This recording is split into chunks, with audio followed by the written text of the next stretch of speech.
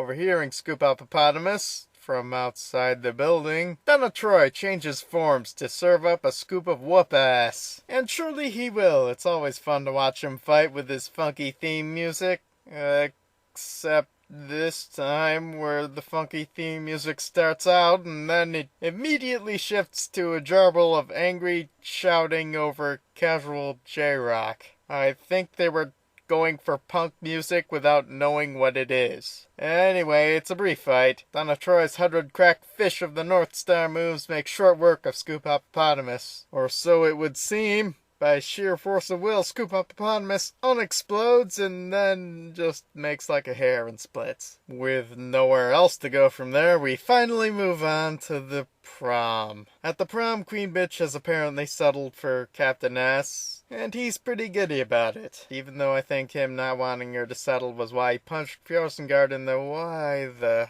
hell do I even care? More important to the story, the prom folks hired Japanese blues brothers to play stock music in the background. I can dig that. Maybe this won't be so bad after all. Outside, it's getting straight to the action. Fjordsengard squaring off against Scoop Hippopotamus. Although, Fjordsengard does say a really weird line before they start fighting.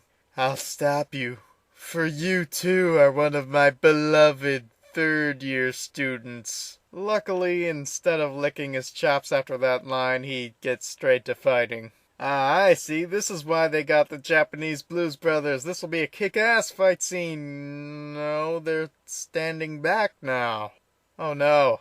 No, they're letting the girly J-pop quasi-idols sing. Well, I guess mixed with the fighting, it's not so bad. And Clawful, where the hell did he... Amateur. On the field of this music. My God, it's so soothing. Hit 2, Snake Eater? Well, that's just prime.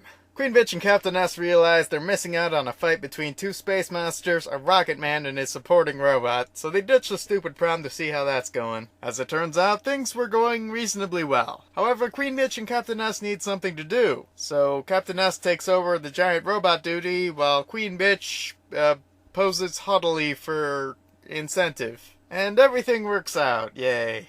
Except for Clawful slipping away one more time.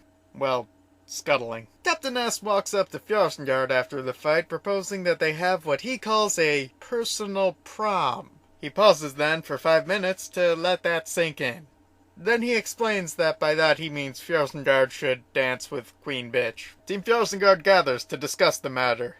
They come to a consensus that indeed that would probably be the most adorable way to end the episode. So they dance while Captain S walks off playing it cool. And oh boy, 25 episodes worth of flashbacks start to play over the girly J-pop. Oh, what precious memories of better times when flashbacks weren't playing. Well, it's the epilogue now, and we're back on the moon, where we see that Queen Bitch and Captain S aren't really leaving the show. You see, they learned something this arc, that you can still graduate high school and care about the existence of fucking space monsters. Well, we're finally at the real end, so what are my thoughts on this episode? Well, I implied it was crap earlier, but to throw you for a loop, I'll say it's good. Because... If